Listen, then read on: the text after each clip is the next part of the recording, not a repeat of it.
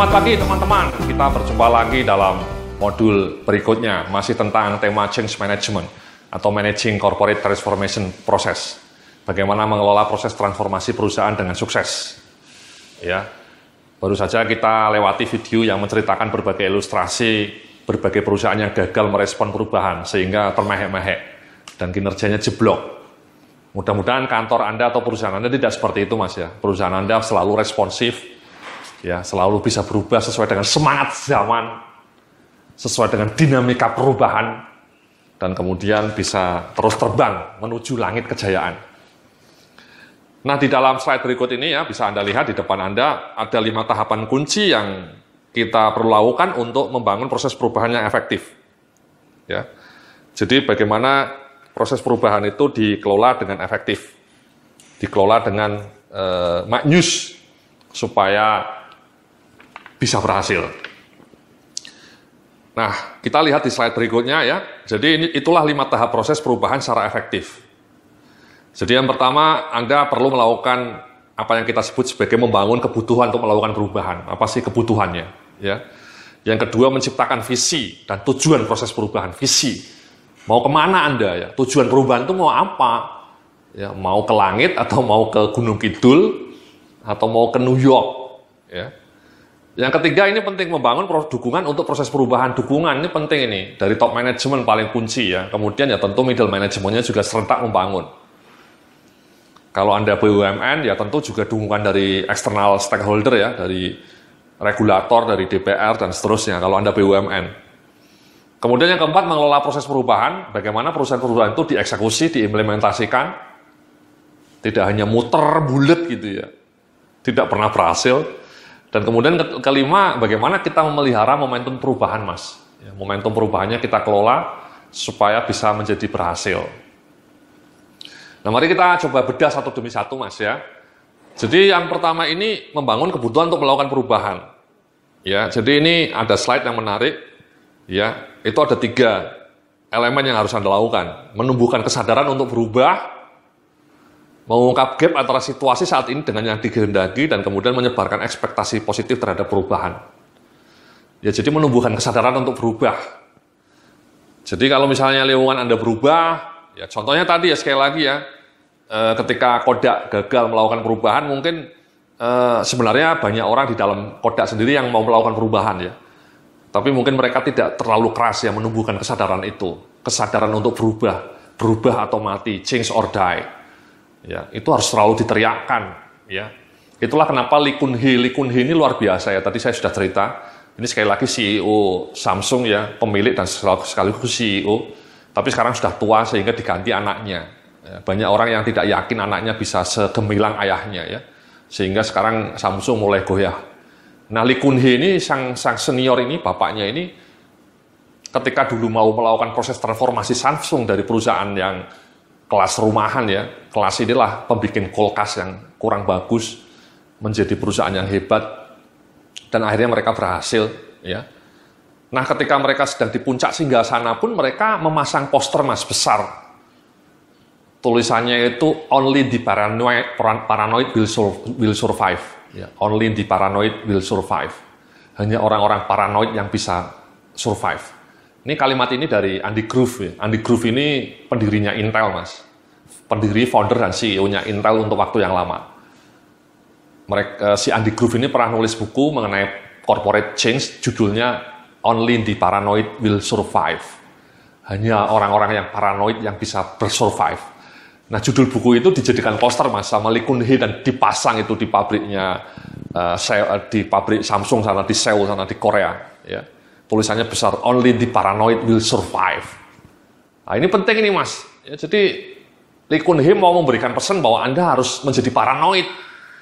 Anda harus selalu sigap dengan perubahan, sekecil apapun harus waspada. Jangan seperti Nokia, jangan seperti Kodak, yang seperti katak direbus tadi ya. Gelendem aja ya, nikmat, dalam comfort zone-nya nikmat. Ketika sadar sudah terlambat. Nah, Samsung tidak ingin mengulangi itu. Mereka bilang, only the paranoid will survive. Jadi, you harus jadi paranoid, kata Lee Kun Hee. Semua dari Anda harus jadi paranoid. Sekecil apapun perubahan, Anda harus sigap. Ya. Nah, ini mungkin yang membuat mereka terus bisa melakukan perubahan-perubahan ya. Nah, kemudian itu kesadaran untuk berubah ya. Kemudian yang kedua, gap antara situasi saat ini dan yang dikehendaki ya. Jadi apa sih gapnya ya? Again kalau di industri digital ya tadi semua sekarang sedang smartphone explosion ya, mobile explosion. Apa ini implikasinya ya bagi layanan Anda? Misalnya perusahaan bank ya, kalau Anda industri perbankan itu kan masa depan itu diramalkan akan menjadi smartphone banking ya. Jadi tidak lagi ada cabang ya, branchless banking. Apa itu implikasinya kalau semua bank sudah tidak lagi perlu kantor cabang? Anda hanya pakai smartphone untuk transfer. Bahkan nanti someday nanti ketika Anda ke Indomaret, Anda tidak perlu lagi pakai kartu, pakai smartphone saja ya. Di Amerika sudah ada Mas ya. Jadi ketika Anda ke Starbucks, Anda tidak perlu mengeluarkan dompet. Ya, dompet kartu kredit misalnya itu kartu BCA seperti ini ya, tidak perlu lagi. Anda cukup membawa handphone Anda ditempelkan ya di kasirnya, langsung terbayar. Jadi cashless society, masyarakat tanpa uang kertas, tanpa uang fisik. Nah itu apa itu? Kalau itu terjadi bagaimana implikasinya? Ya ini salah satu kemajuan zaman itu teknologi Mas. Teknologi itu tidak hanya merangsek perusahaan-perusahaan teknologi seperti Samsung dan seterusnya. Perusahaan Anda pun banking, kalau Anda perusahaannya manufacturing, asuransi, itu sangat penting untuk memiliki layanan mobile apps ya, mobile apps. Sudah punya belum perusahaan Anda punya mobile apps untuk berkomunikasi dengan pelanggan Anda? Itu kan perubahan ke arah situ harus membutuhkan paradigma berpikir yang berbeda, ya. Dan kemudian menyebarkan ekspektasi positif perubahan, ya. Berubah. Karena kalau tidak berubah kita akan mati, ya, change or die. Dan harapannya dengan perubahan itu Anda bisa tumbuh terus perusahaan-perusahaan Anda, kantor Anda bisa tumbuh. Nah di dalam slide berikutnya ini Anda bisa melihat apa yang saya sebut sebagai force field analysis ya, dorongan untuk berubah. Jadi ini di atasnya itu faktor yang menghambat dorongan untuk berubah, dan yang bawahnya faktor yang menunjang dorongan untuk berubah situasi saat ini. Ya. Jadi kalau Anda mau melakukan analisa ini, bayangkanlah Anda perusahaan ya, misalnya tadi sekali lagi Anda mau bergerak menjadi perusahaan yang mobile company, ya, supaya lebih mobile. Apa yang menghambat dorongan untuk berubah? Ya. Mungkin tidak punya expertnya, ya, tidak punya teknologinya, atau mungkin ownernya tidak begitu aware mengenai mobile teknologi, ownernya mungkin tidak begitu pede, tidak begitu concern, ya, atau mungkin SDM-nya kurang begitu tangguh, expertnya. Nah, faktor yang menunjangnya mungkin Anda bisa mengatakan dunia masa depan adalah dunia mobile ya. Jadi kalau kita tidak bergerak ke mobile, kita akan ketinggalan zaman. Jadi ada semacam external forces yang mendorong Anda untuk bisa melakukan perubahan. Yang kedua, misalnya Anda merasa bahwa profit perusahaan Anda sebenarnya masih cukup banyak. Ya, sebelum profit ini digerus, ya, karena layanan yang lamanya makin declining, segera alokasikan profit itu untuk invest di produk-produk baru. Ya.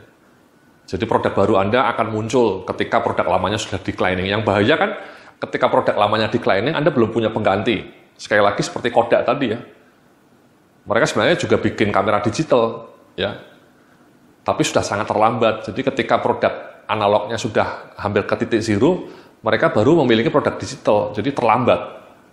Nah, bayangkan ketika misalnya mereka sudah masih punya produk digitalnya, produk analognya masih tinggi, mereka sudah serentak membuat produk digital. Jadi ketika ininya turun kan bisa diganti sebenarnya. Tapi kalau terlambat ya sudah, kolaps. Jadi ini Mas ya, ada faktor yang menghambat atau faktor yang menunjang. Nah, di dalam slide berikutnya saya ngasih tugas kepada Anda ini Mas, ya. Jadi tolong Anda berhenti dulu melihat video ini. Kemudian Anda rumuskan 5 faktor yang mendorong kebutuhan perubahan di kantor Anda atau di perusahaan Anda. Misalnya kebutuhan karena demand customer-nya makin tinggi atau kompetisinya makin tinggi, ya. Kemudian ada perubahan-perubahan teknologi. Nah, kemudian yang berikutnya rumuskan 5 faktor yang menghambat proses perubahan. Apa yang menghambat? Ya. Jadi tolong analisa di kantor Anda, ya, analisa nyata di kantor Anda. Sekarang juga yang Anda lakukan sebelum Anda melanjutkan ke video yang lainnya. Ya, jadi Anda berhenti dulu, Coba Anda analisa, Anda renungkan, dan kemudian Anda tulis faktor-faktor yang mendorong proses perubahan dan faktor-faktor yang menghambat proses perubahan dalam organisasi Anda. Ya, nanti kita akan bahas lagi lebih lanjut dalam video berikutnya. Terima kasih.